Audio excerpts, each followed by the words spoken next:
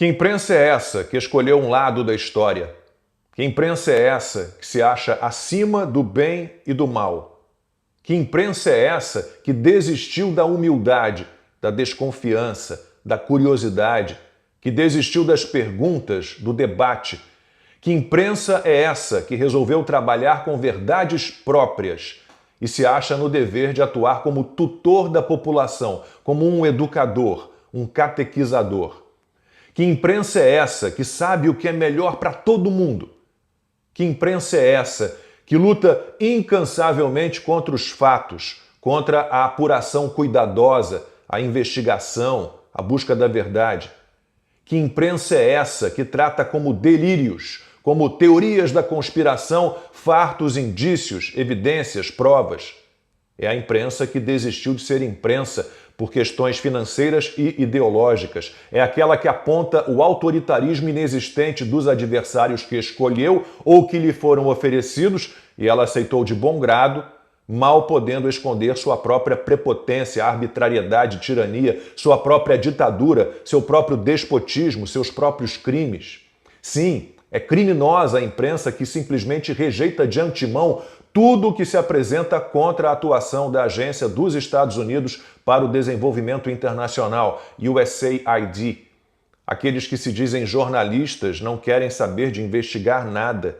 Eles estão aí para defender seus parceiros e batem pezinho, dão chiliquito, mistura de chilique com faniquito, mesmo que a partir de todas as informações oficiais que têm surgido, fique claro que a agência tinha apenas uma fachada de ajuda humanitária. Havia quanto tempo que a USAID já não respeitava mais suas finalidades originais? Isso ainda precisa ser respondido, mas Donald Trump, de volta ao poder nos Estados Unidos e ajudado por Elon Musk, já deu um basta nesse sequestro chefiado pelo Deep State americano por globalistas imundos. E a nossa imprensa reclama. Ajuda humanitária sob risco, foi manchete do Estadão. Se o Jornal Paulista considera que a medida tomada por Trump é desumana, sem mesmo se aprofundar no caso, se o jornal acredita que pessoas em situações delicadas por todo o mundo serão afetadas, trago algumas questões. Quantas vítimas a USAID fez apoiando o bioterrorismo, incluindo o surgimento da Covid e a tirania imposta como se fosse combate à doença? Quantas pessoas morreram, foram gravemente feridas, foram sequestradas, torturadas com o apoio da agência, mesmo que indireto, ao terrorismo? Quantas pessoas não tiveram a chance de melhorar de vida? Quantas obras de infraestrutura foram barradas? Quantos biomas não foram, isso mesmo, não foram salvos com o financiamento do ecoterrorismo, do terrorismo ambiental? O mundo vai acabar depois de amanhã e por nossa culpa. Quantas mulheres padeceram e padecem? Quantas vidas foram ceifadas porque a USAID apoiou o assassinato de bebês no ventre das mães? Quantas pessoas, inclusive crianças e adolescentes, se mataram ou têm quadro psicológico grave depois que mutilaram seus corpos e se encheram de hormônios em quantidades perigosas porque a ideologia de gênero foi incentivada? Quantas pessoas não tiveram chance porque a agência americana trabalhou pela liberação das drogas?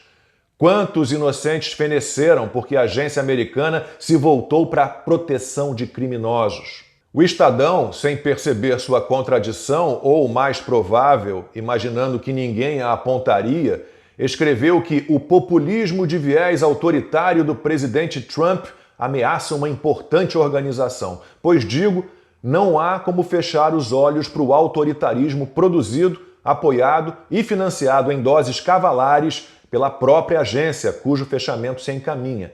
A USAID trabalhou para suprimir o debate, distribuindo recursos para apenas um espectro ideológico, ONGs, influenciadores, jornalistas, veículos de comunicação. Não só isso, ao mesmo tempo, com a ajuda da agência, ganhou força em vários países, incluindo o Brasil, a perseguição política a opositores do grupo apoiado pela USAID.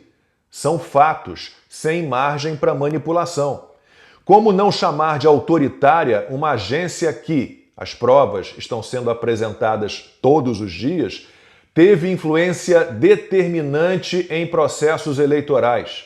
Então, não há que se falar em viés autoritário do Trump nesse episódio, se ele está fechando uma agência que era ligada ao autoritarismo, à tirania, e quase sempre de forma velada, secreta.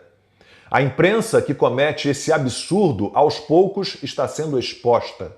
O portal esquerdista americano Político recebia dinheiro da USAID e passou os últimos 10 anos combatendo o movimento Make America Great Again.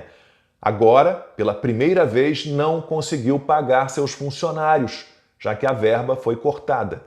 A BBC admitiu que 8% das suas receitas em 2023 e 2024 vieram da agência americana. Agências de notícias como Reuters e Associated Press também eram beneficiadas. Só na época da Covid, a Reuters recebeu 10 milhões de dólares para promover engenharia social, numa vergonhosa atuação da imprensa em consórcio no mundo todo, numa espécie de velório do jornalismo. Agora, a fachada de ajuda humanitária da USAID ruiu e está exposto um intricado esquema que será detalhado de financiamento para sufocar discursos considerados ameaçadores à agenda globalista, controlar a narrativa pública, manipular a política. Só não consegue entender isso a imprensa que não é mais imprensa e que, se fosse possível, poderia ter o mesmo fim da agência americana. O mundo certamente ficaria um pouco melhor.